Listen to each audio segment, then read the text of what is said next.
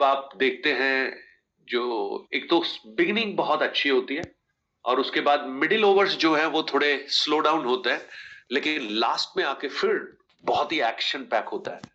सो प्रकाशित वाक्य लास्ट में हम लोग हैं और बहुत ही एक्शन से भरपूर है। और हम लोगों के लिए खास तौर से, जैसा मैंने कल आपको बताया, एक बहुत ही बड़ा एश्योरेंस है ये जानना कि हमारे लिए प्रभु एक खूबसूरत जगह तैयार कर रहा है, जहां पर ना कोई दुख है, ना कोई आंसू है, ना कोई समस्याएं हैं, ना मृत्यु है। तो उस जगह के लिए प्रभु हमको तैयार कर रहा है। तो कल हमने दो बातों को, एक बात को हमने देखा, जो सिटीजन्स ऑफ हेवन है, जो वहां पर रहने वाले लोग हैं। 21 अध्याय 1 वचन से लेकर 8 तक वचन को जब पढ़ेंगे तो वहां पर उनकी कुछ खासियत हमने देखी थी। नंबर 1, वो परमेश्वर के लोग हैं। नंबर 2, वो संतुष्ट लोग हैं, दे आर सेटिस्फाइड पीपल। और नंबर 3, दे आर ओवरकमर्स, वो जय पाए हुए लोग हैं। तो पहला जो भाग था वो हम देख रहे थे कि दे आर गॉड्स पीपल। वहां पहुंचने का जो क्वालिफिकेशन है वो यीशु मसीह है। प्रभु यीशु ने क्या कहा? मेरे बिना तुम पिता के पास नहीं पहुंच सकते।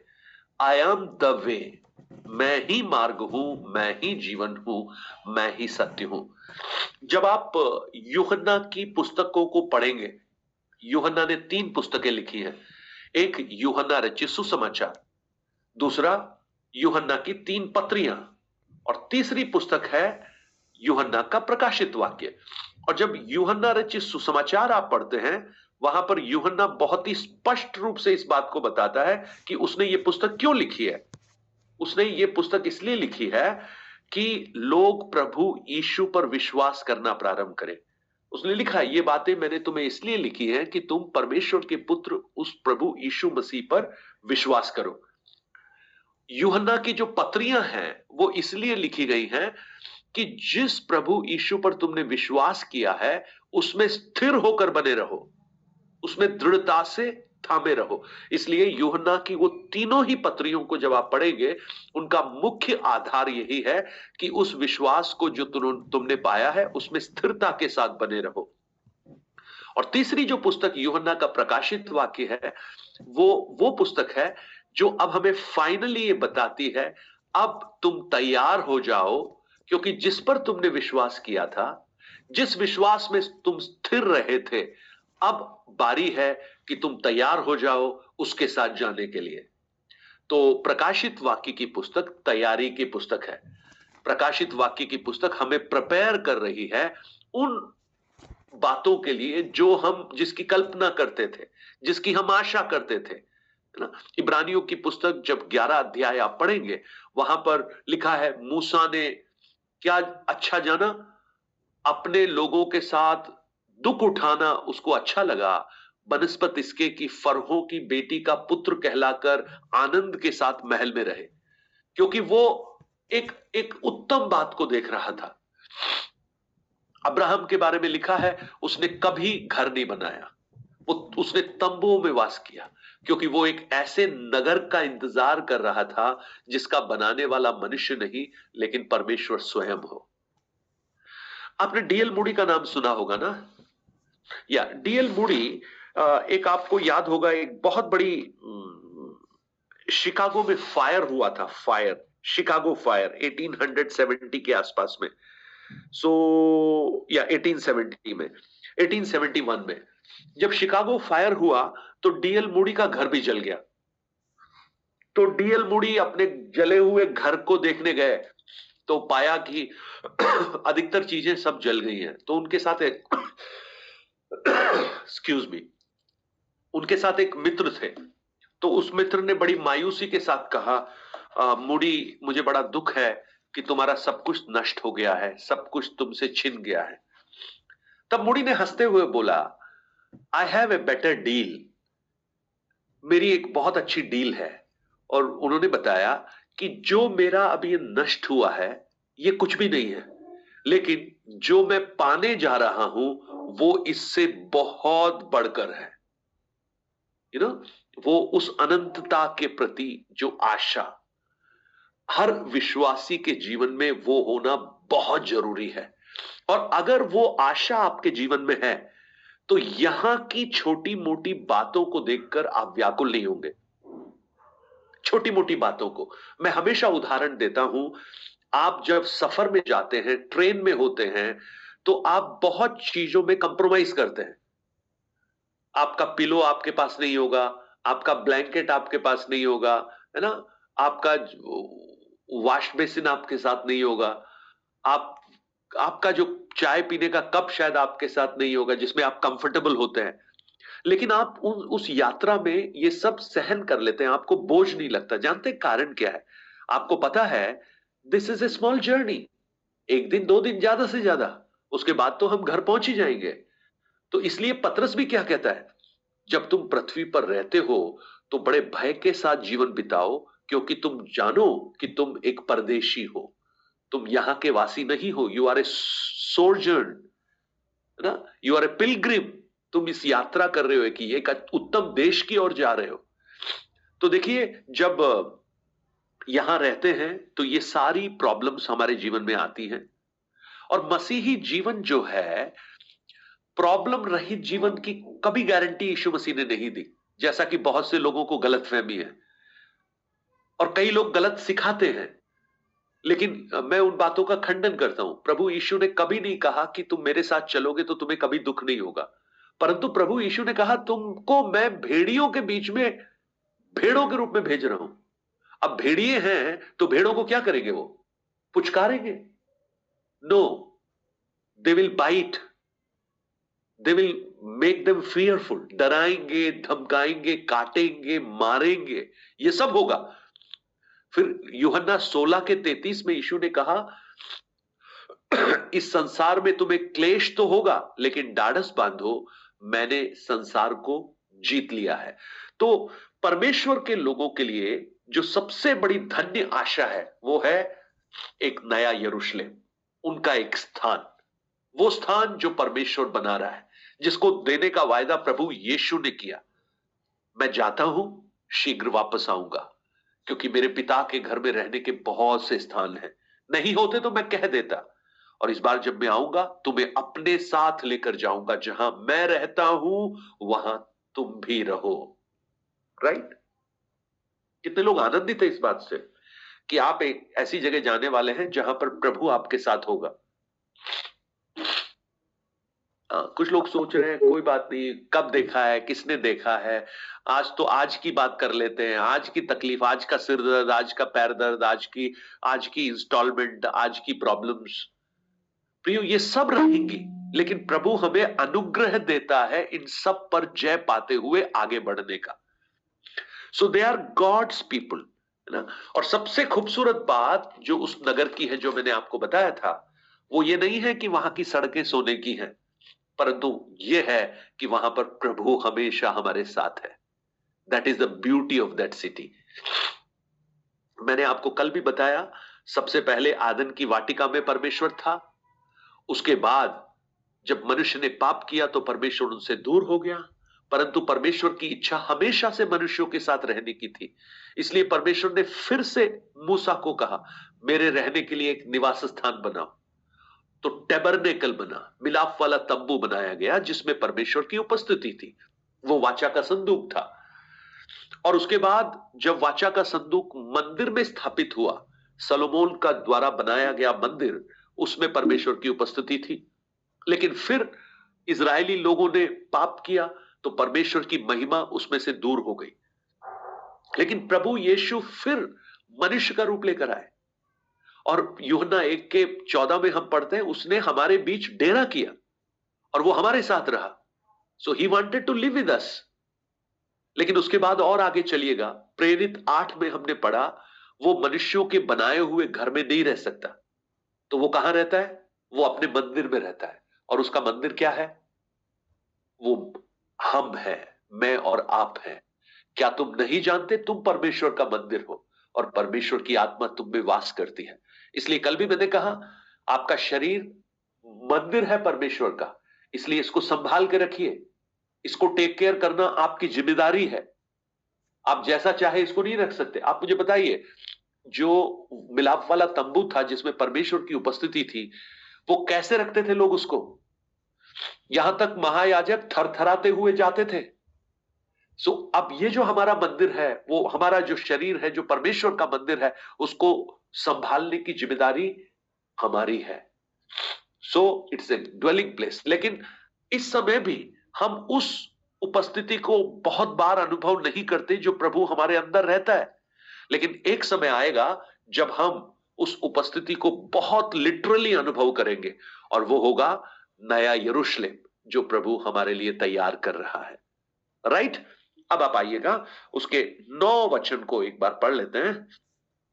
अनीता सिस्टर, आप पढ़ेंगे 21 अध्याय उसके 9 वचन से लेकर पढ़िएगा जी। फिर जिन 7 स्वर्गदूतों के पास 7 अंतिम विपत्तियों से भरे हुए 7 कटोरे थे, उनमें से एक मेरे पास आया और मेरे साथ बातें करके कहा, इधर आ, मैं तुझे दुल्हन अर्थात मेमने की पत्नी दिखाऊंगा। तब वो मुझे आत्मा में एक बड़े और ऊंचे पहाड़ पर ले गया और पवित्र नगर यरूशलेम को स्वर्ग से परमेश्वर के पास से उतरते दिखाया। अब बस अभी रुकिएगा। अभी देखिएगा 9 वचन में स्वर्गदूत आता है और स्वर्गदूत आकर कह रहा है कि आओ, मैं तुम्हें दुल्हन अर्थात मेमने की पत्नी दिखाऊंगा। दुल्हन कौन है? मेमने की पत्नी कौन है? हर एक विश्वासी जिसने प्रभु यीशु को अपना उद्धारकर्ता माना है, वो दुल्हन है। राइट? जब हम दुल्हन बोल रहे हैं तो आप ये कंफ्यूज मत होइए कि आप मेल हैं, आप कहेंगे मैं दुल्हन कैसे हो सकती हूं, मैं तो दूल्हा हूं। नो, ये एक रिलेशनशिप को बता रहा है, जेंडर को नहीं बता रहा है। जैसे दूल्हा और दुल्हन का जो अटूट रिश्ता होता है, वो इंटीमेट रिलेशन होता है, उसको दिखाया जा रहा है। अब वो कहता है कि मैं तुम्हें मेमने की पत्नी दिखाऊंगा, और उसने दिखाया क्या? देखिए, फिर वो मुझे आत्मा में एक ऊंचे पहाड़ पर ले गया और पवित्र नगर यरूशलेम को स्वर्ग पर से परमेश्वर के पास से उतरते हुए दिखाया। देखो, उसने बोला था मैं दुल्हन दिखाऊंगा, लेकिन दिखा क्या रहा है? एक नगर, है ना? पवित्र नगर यरूशलेम। आपको मालूम है यरूशलेम के बारे में भविष्यवाणियों में हमने पढ़ा, बहुत बार हमने पढ़ा, यरूशलेम को वेश्या भी कहा गया था, व्यभिचारिणी कहा गया था, है ना? लेकिन अब वो क्या हो गई? वो पवित्र दुल्हन बन गई। और ये पवित्रता का कार्य कौन कर रहा है? ये परमेश्वर स्वयं इस कार्य को कर रहा है। और हमने 20 अध्याय में इस बात को पढ़ लिया कि 20 अध्याय में शैतान को हमेशा के लिए खत्म कर दिया, अंतिम न्याय हो गया, है ना? मृत्यु और जो इविल है वो खत्म हो गया। अब नया यरूशलेम स्वर्ग से उतर कर नीचे आ रहा है। तो अब आप देखिए, आपको ये समझ में आएगा कि स्वर्ग पर से परमेश्वर के पास से उतरते हुए दिखाया। तो इसका अर्थ है हमारे लिए जो नगर बन रहा है, वो स्वर्ग वो नहीं है जहां पर परमेश्वर वास करता है, क्योंकि परमेश्वर थर्ड हेवन में है। लेकिन उसने हमारे लिए एक दूसरा एक स्वर्ग बनाया है, ए न्यू हेवन, जो बनाया मनुष्यों ने नहीं है, बनाया परमेश्वर ने है, क्योंकि स्वर्ग से ही उतर रहा है।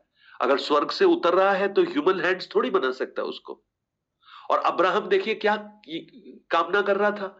वो एक ऐसे नगर का इंतजार कर रहा था जिसका बनाने वाला मनुष्य नहीं परमेश्वर हो। तो आप देखिए उन भक्तों को ये प्रकाशन कैसे मिला? पवित्र आत्मा के द्वारा उनको मिला। उनको समझ में आया कि एक नगर है जो परमेश्वर बनाएगा, और ये वही नगर है जो उतरकर नीचे आ रहा है। तो मैं उस भाग को जब आप पढ़ेंगे तो कुछ बातें मैं उसमें से आपको बताऊंगा, और कल हम एक एक वचन के अनुसार चलेंगे। आज मैं एक कॉमनली कुछ बातों को मैं आपको बताता हूं। ये जो नगर है, ये नगर सबके लिए नहीं है। आज आप भारत में कहीं भी जा सकते हैं, दिल्ली जा सकते हैं, बंबई जा सकते हैं, कलकत्ता जा सकते हैं, ना कहीं भी जा सकते हैं। बस आपको क्या करना पड़ेगा? टिकट लेना है और वहां पहुंचना है। लेकिन यहां सब कोई नहीं जा सकते। यहां सिर्फ ये जो नगर है, ये पवित्र नगर है, ये परमेश्वर का नगर है। यहां पर सिर्फ और सिर्फ मेमने के लहू से खरीदे गए लोग ही पहुंच सकते हैं।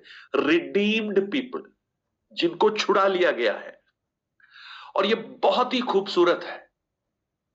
वो नगर को किससे तुलना की गई है? दुल्हन से तुलना की गई है। मैं आपको कहूं, एक जो स्त्री होती है ना, वो सबसे सुंदर वो अपनी मैरिज के दिन होती है, सबसे सुंदर, क्योंकि वो that is her most important time, सबसे महत्वपूर्ण टाइम होता है वो। तो सबसे खूबसूरत वो, तो ये नगर को, वो एक लिटरल नगर भी है, लेकिन उसकी तुलना दुल्हन से की गई, इतनी खूबसूरत है वो। और ये नगर एटर्नल फेलोशिप को दिखाता है, हमारा परमेश्वर के साथ में हमेशा का एक रिश्ता, एटर्नल एटर्नल एटर्नल। ओके, और ये कौन दिखा रहा है? उन 7 स्वर्गदूतों में से एक दिखा रहा है। ये क्या दिखा रहा है? ये रिप्रेजेंट करता है, ये नगर इटसेल्फ, ये सिटी इटसेल्फ रिप्रेजेंट कर रही है, प्रतिनिधित्व कर रही है परमेश्वर के पुत्र यीशु मसीह के द्वारा छुड़ाए हुए लोगों का। ये सिर्फ एक आर्किटेक्चर नहीं है, ये एक बिल्डिंग सिर्फ नहीं है, परंतु वो एक कलीसिया है जो परमेश्वर के द्वारा खरीदी गई है, प्रभु यीशु मसीह के लहू के द्वारा। और ये कहां से उतरी है? ये स्वर्ग से उतरी है। तो इसका अर्थ क्या है? इसका जो सोर्स है वो कौन है? परमेश्वर है, मनुष्य का प्रयास नहीं है। राइट? आज हम बहुत बड़ी बड़ी बिल्डिंग्स को हम देखते हैं, बुर्ज खलीफा जैसी बिल्डिंग को देखते हैं, बड़ी बड़ी बिल्डिंग्स हैं यहां पर, लेकिन वो सब मनुष्यों के द्वारा बनाई गई हैं। और आप उन बिल्डिंग्स को देखकर आप हैरान हो जाएंगे, इतनी खूबसूरत बिल्डिंग है।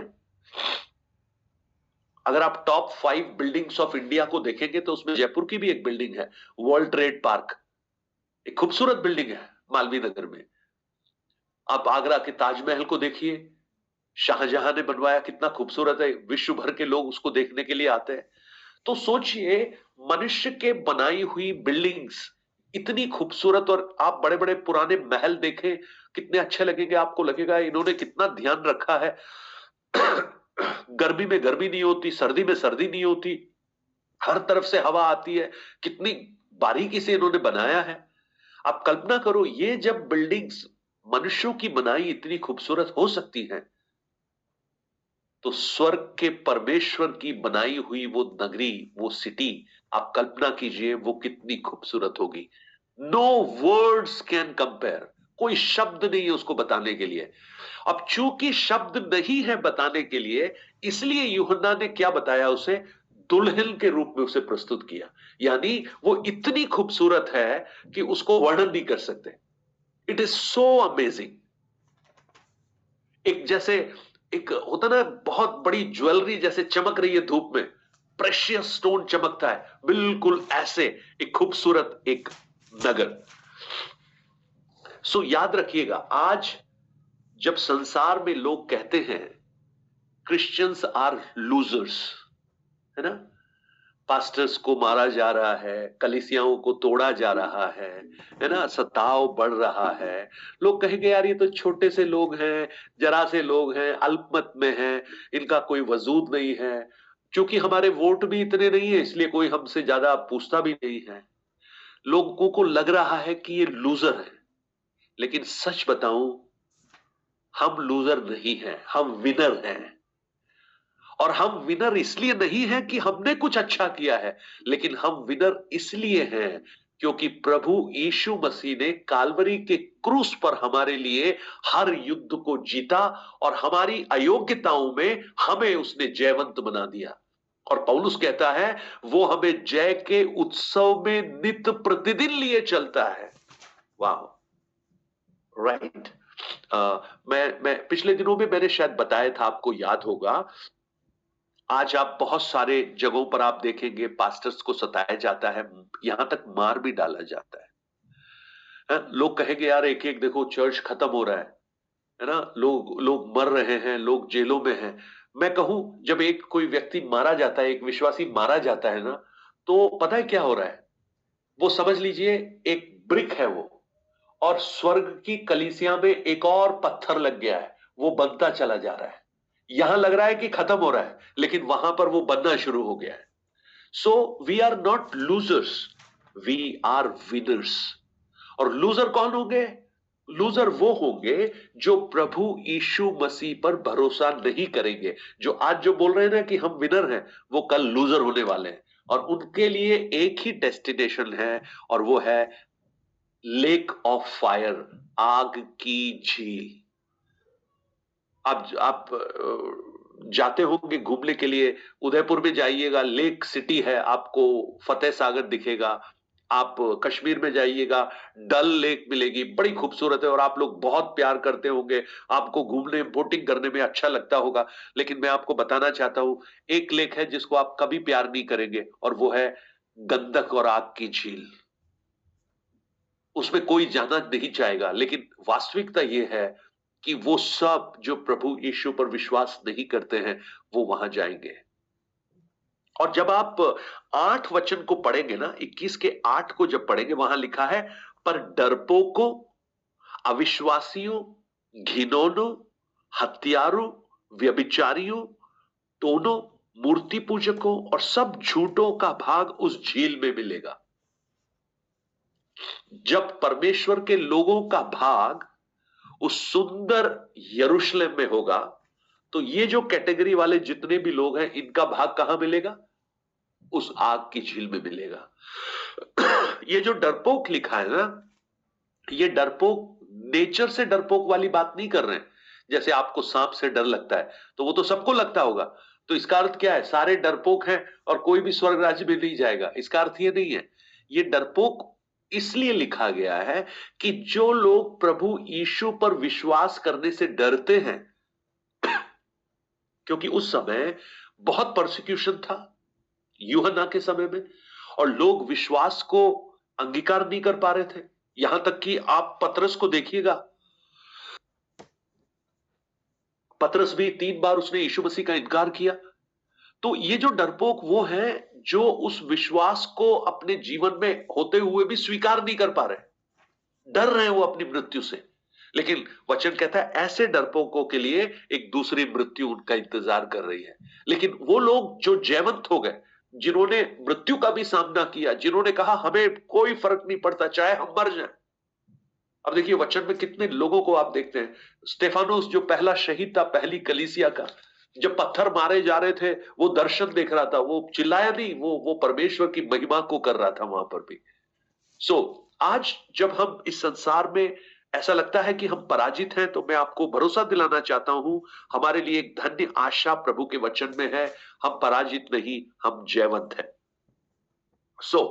कलीसिया कभी भी त्यागी हुई नहीं है। कलीसिया बहुत प्रेशियस है यीशु मसीह के लिए, परमेश्वर के लिए, क्योंकि प्रभु यीशु ने अपने लहू को बहाया है। आप में से कई लोग कहते होंगे ना, जब आपकी कोई चीज खराब हो जाती, कोई और खराब कर देता है, तो आप बोलते हैं क्या आप बात कर रहे हो, खून पसीने से कमाया था ना। खून पसीना, खून तो नहीं बहा, पसीना ही था, लेकिन आप उस पसीने को भी खून बोल देते हैं। लेकिन प्रभु यीशु ने तो सच में खून बहाया था, उनका तो पसीना भी लहू बन गया था। यानी वो लोग विद्वान ये कहते हैं कि जब ब्लड प्रेशर ज्यादा, प्रेशर जब अपने मन में टेंशन होती है तो ब्लड प्रेशर बढ़ जाता है और वेसल्स फटनी शुरू हो जाती हैं। यीशु मसीह का गतसमने में वही हो रहा था, उसके शरीर से बूंदें निकल रही थी, और लास्ट में तो उनका जो पीठ है वो कोड़े मार मार कर जैसे जैसे होता है ना, हल चलाए हुए खेत के समान हो गया था। तो वास्तव में प्रभु ने लहू बहाया था, और जिसने लहू बहाया है, वो जिसके लिए लहू बहाया है, वो बहुत कीमती है। It is so precious. So church कभी भी अबंडेंट नहीं है। चर्च हमेशा परमेश्वर की दृष्टि में है, और चर्च को हमेशा परमेश्वर एक भविष्य के लिए तैयार कर रहा है। तो आज ये जो हम प्रकाशित वाक्य पढ़ रहे हैं ना, ये भी एक तैयारी ही है, एक तैयारी चल रही है हमारी। आप कलीसिया में जाते हैं, संडे को आराधना में जाते हैं, वो एक प्रोसेस से गुजर रहे हैं। आप बाइबल पढ़ते हैं, वो एक प्रोसेस है। ये सब चीजें हमें तैयार कर रही हैं उस महिमा के स्थान में प्रवेश करने के लिए। अब आप देखिएगा, इसके 12 से लेकर 14 वचन को पढ़िएगा।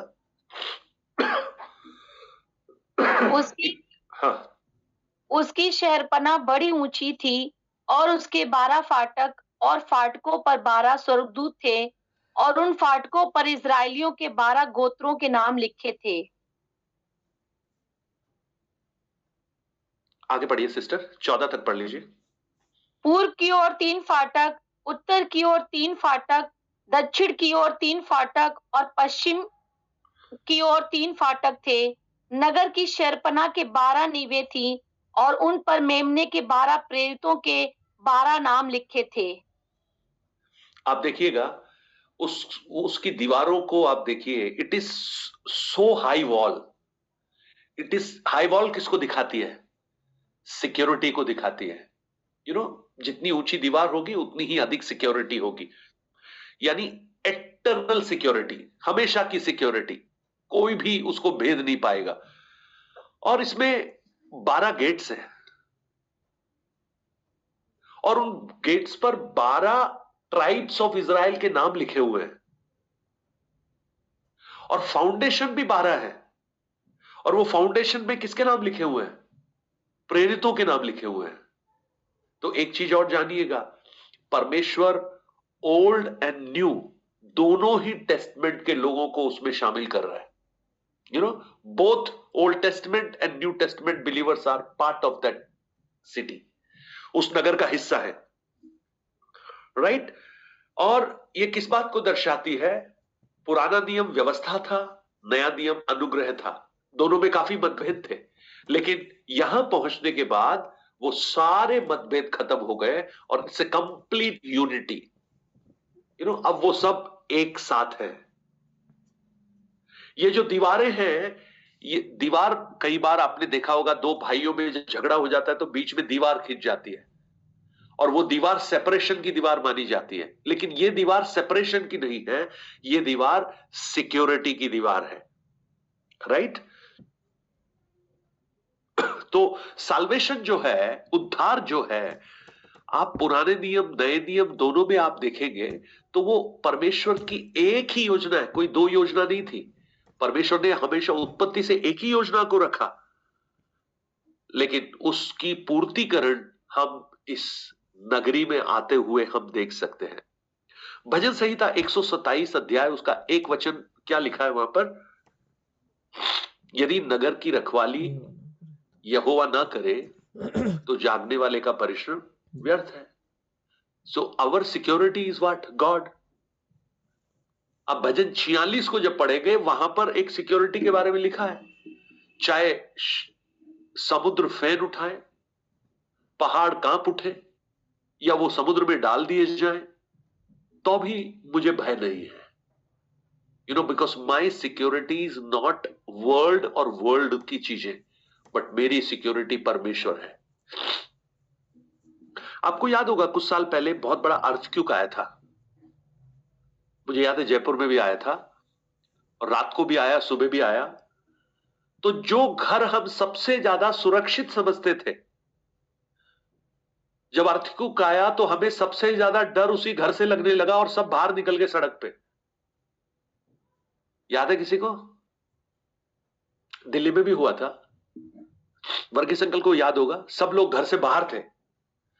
हम जब डर लगता है तो कहां भागते हैं? घर की ओर भागते हैं, दरवाजा बंद कर लेते हैं, लेकिन वही घर सबसे ज्यादा डर का कारण बन गया और हम बाहर जाकर खड़े होकर क्या बोलने लगे?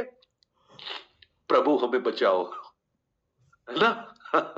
यानी यदि नगर की सुरक्षा परमेश्वर ना करे तो आप कितनी भी बड़ी दीवार बना लीजिए, कितने भी सीसीटीवी कैमरे लगा दीजिए, सॉरी आज मुझे थोड़ा कोल्ड है ना, सो डोंट फील ऑफेंडेड।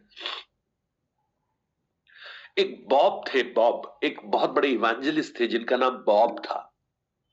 वो बॉब एक बार एक ऐसे क्षेत्र में मिशनरी जर्नी पर थे जहां पर सुसमाचार का विरोध किया जाता था, और जब वहां के लोगों को पता लगा कि कोई बॉब नामक एक इवेंजलिस्ट यहां पर हैं और वो वचन सुना रहे हैं, तो वहां की आर्मी इनको तलाश करने लगी, क्योंकि इन्होंने बहुत मास लेवल पे लोगों को सुसमाचार सुनाया था। तो बॉब उनसे बच के भागने की कोशिश कर रहा है और वो भाग रहा है और भागते भागते जंगल में पहुंच गया, परंतु ये सैनिक उसके पीछे थे और इसको इनकी बूटों की आवाज पीछे से आ रही थी। लास्ट में ये इतना थक गया, ये अब इससे बिल्कुल भागा नहीं जा रहा, डिहाइड्रेट हो रहा है, पानी नहीं है उसके पास पीने के लिए। अब इसको लगा कि अब मैं भाग ही नहीं सकता, एक ऐसी परिस्थिति में पहुंच गया। तो उसने देखा सामने एक छोटी सी गुफा है, छोटी सी गुफा जिसमें छुपना असंभव है। जैसे कई बार ना बिल्ली क्या करती है, जब खुद ही आंख बंद कर लेती है, उसको लगता है कि कोई मुझे नहीं देख रहा है। तो ऐसी परिस्थिति में बोला अब मैं मरूंगा, चलो मैं इसमें घुस जाता हूं। छोटी सी गुफा थी, वो उसमें घुस गया और बस प्रार्थना कर रहा है वो। अब ये धीरे धीरे वो बूटों की आवाज नजदीक आती रही, नजदीक आती रही, और उसे लगा कि अब वो पकड़ा जाएगा। और फिर जैसे ही वो सैनिक पास आए तो किसी ने बोला ये देखो एक छोटी सी गुफा, इसमें जरूर बैठा होगा वो, इसमें घुस गया होगा, चलो इसमें ढूंढते हैं। बस इसको लगा कि इसकी मृत्यु निश्चित है। लेकिन अचानक से एक और दूसरी आवाज गूंजी, अरे वो इसमें नहीं हो सकता, अगर इसमें होता तो इसके सामने देखो मकड़ी के कितने बड़े जाले बने हुए हैं, अगर कोई इसमें घुसता तो वो जाले नहीं होते, इसलिए यहां टाइम खराब मत करो, आगे चलो। वो आगे भाग गया होगा। और सारे सैनिक आगे चले गए, और जब वो चले गए, सब आवाजें जब शांत हो गई, तो बॉब उस छोटे से उस गुफा में से बाहर निकला। उसने मकड़ी के जाले को हटाकर बाहर निकला, और वो जाले को अपने हाथ में लेकर उसने कहा, यदि परमेश्वर मेरी ओर है तो ये मकड़ी का जाला भी एक बहुत बड़ी शहरपना से मजबूत है, और अगर परमेश्वर मेरे साथ नहीं है तो बड़ी शहरपना भी एक मकड़ी के जाले से भी कमजोर है, यदि नगर की रखवाली यहोवा ना करे। सो गॉड इज अवर सिक्योरिटी। और मैं आज आपको कहूं, आज आपको डर लग रहा होगा, आज आपको भय होगा, आज आपको आशंकाएं होंगी, लेकिन याद रखिए हम एक ऐसी जगह जा रहे हैं जहां की सिक्योरिटी किसी वर्ल्ड सिक्योरिटी सिस्टम के हाथ में नहीं है जो फेल हो जाए, लेकिन वो इजराइल का रक्षक जो न सोता है न ऊंघता है, वो हमारा रक्षक है, और वो दिन और रात हमारी सुरक्षा है। He is our eternal security. So are you excited to go to that city? आप उत्साहित हैं उस नगर में जाने के लिए? परंतु प्रश्न यह है, क्या हम उस दुल्हन के समान इस संसार में जीवन बिता रहे हैं? Are we living up to that standard? क्या हमारे नाम उस जीवन की पुस्तिका में लिखे हुए हैं? पूछिए अपने आप से, क्या हम उस एटर्नल, उस अनंतकालीन, उस महिमा को कहीं हम सब्स्टिट्यूट तो नहीं कर रहे हैं इस संसार की थोड़ी सी चकाचौंध से? अपने आप से पूछिए, व्हाट इज योर प्रायोरिटी? उन पुराने नियम के भक्तों की प्रायोरिटी, इब्रानियों 11 अध्याय में लिखे हुए भक्तों की प्रायोरिटी परमेश्वर था, एटर्नल ग्लोरी थी। हमारी प्रायोरिटी क्या है? पहला कुरिन्ती 15 अध्याय 19 वचन में पौलुस कहता है, मैं हमेशा इस वचन को याद दिलाता हूं, यदि हमारी आशा मसीह यीशु से केवल इसी संसार में है तो हम अन्य लोगों से अधिक अभागे हैं। आज बहुत से लोगों को मैंने कहते हुए सुना है, हम विश्वास में तो आ गए हैं लेकिन हमारी बीमारी ठीक नहीं हुई, हम विश्वास में आ गए हैं, हमारी परिस्थिति में कोई परिवर्तन नहीं हुआ, हमारे बच्चे की शादी नहीं हुई, हमारे बच्चों को नौकरी नहीं मिली, हमें घर नहीं मिला। तो प्रियो, मैं आपको बताना चाहता हूं, प्रभु यीशु मसीह आपको घर दिलाने, आपके बच्चे की शादी कराने के लिए संसार में नहीं आए थे। वो आपको स्वर्ग राज्य की उस अनंत महिमा में ले जाने के लिए आए थे। हाँ, ये भी पक्का है, मैं ये नहीं कह रहा हूं कि अब आप प्रभु में आ गए हैं तो आपको वो चीजें वो देगा ही नहीं। उसने कहा है पहले तुम मेरे धर्म और राज्य की खोज करो तो ये सब भली वस्तुएं तुम्हें मिल जाएंगी। आकाश के पक्षियों को देखो, न बोते हैं, न काटते हैं, न खत्तों में बटोरते हैं, तो भी तुम्हारा स्वर्गीय पिता उनको खिलाता है। मत्ती 6 में हम पढ़ते हैं, तुम्हारे मांगने से पहले उसे मालूम है कि तुम्हारी आवश्यकताएं क्या हैं। राइट? कल हमने मोहित की गवाही सुनी थी। God knew that. परमेश्वर को मालूम था कि उत्तम क्या है, उनके मन की इच्छा क्या है। तो जो मांगा नहीं वो भी परमेश्वर ने दिया। सो आप निश्चय कीजिए इस संसार में जब हम रहें, दुल्हन के समान रहें। आपकी एंगेजमेंट हो चुकी है प्रभु यीशु मसीह के साथ, है ना? आप यू आर एंगेज्ड, और जब आप एंगेज्ड हैं तो आप किसी दूसरे लड़के की ओर नहीं देख सकते। अगर आप देखेंगे तो वो अडल्ट्री माना जाएगा, वो व्यभिचार माना जाएगा। अब वो दूसरा जो लड़का, मैं लड़का बात बोल रहा हूं, वो हर चीज जो आपको आपके दूल्हे से ज्यादा प्रेमी लगता है वो अडल्ट्री है। वो आपका मोबाइल भी हो सकता है, वो आपका पैसा हो सकता है, आपकी सुंदरता हो सकती है, आपका पोजीशन हो सकता है, आपकी फैमिली हेरिटेज हो सकता है, कुछ भी हो सकता है। आप अगर उस दूल्हे से अधिक उन चीजों से प्रेम करते हैं तो आप अडल्ट्री कर रहे हैं। इसलिए आप एक दुल्हन के समान इस संसार में रहिए। निश्चित कीजिए कि आपके नाम जीवन की पुस्तिका में लिखे जाएं, और उसका एक ही तरीका है जो प्रभु यीशु ने निकोदेमुस को कहा, यदि तुम नए सिरे से न जन्मो तो तुम परमेश्वर के राज्य में प्रवेश नहीं कर सकते। यूहन्ना 3 अध्याय 1 से 7 तक आप पढ़ लीजिएगा। और उसके बाद आप निश्चित कीजिए कि संसार की तत्कालीन जो ब्लेसिंग्स हैं उनके खातिर आप उस बड़ी ब्लेसिंग को जो आपके लिए प्रभु देना चाहता है उसको आप नहीं छोड़ेंगे। यहां थोड़ा कष्ट सह भी लीजिएगा, उसको सहन करने का अनुग्रह भी प्रभु आपको देगा। पौलुस ने 3 बार प्रार्थना किया, लेकिन पौलुस परमेश्वर ने कहा मेरा अनुग्रह तेरे लिए काफी है। उसकी बीमारी से चंगाई नहीं दी तो पौलुस नाराज नहीं हो गया, अच्छा प्रभु अगर आप मुझे बीमारी से चंगाई नहीं देते हैं तो आप अपना काम कीजिए, हम तो कुछ और देख लेंगे। नहीं नहीं नहीं, वो जीवन पर्यंत उस प्रभु के साथ रहा। सो आइए प्रियो, हम उस अनंत उस नगर के लिए कल हम एक एक वचन के आधार पर हम उसमें जाएंगे। मैंने एक ओवरऑल आपको एक आइडिया बताया कि उसका फाउंडेशन में भी क्या क्या चीजें लगी हुई है, वो भी आप देखना क्या क्या है, वो कौन कौन से जैस्पर, गोल्ड, ये सब लगे हुए हैं। कोई भी नहीं लगाता फाउंडेशन में गोल्ड। गोल्ड कहां लगाते हैं? जहां पे सबसे ज्यादा दिखाई देता है। तो अब आप कल्पना कीजिए अगर फाउंडेशन गोल्ड का है तो वो बिल्डिंग किसकी होगी? Just imagine.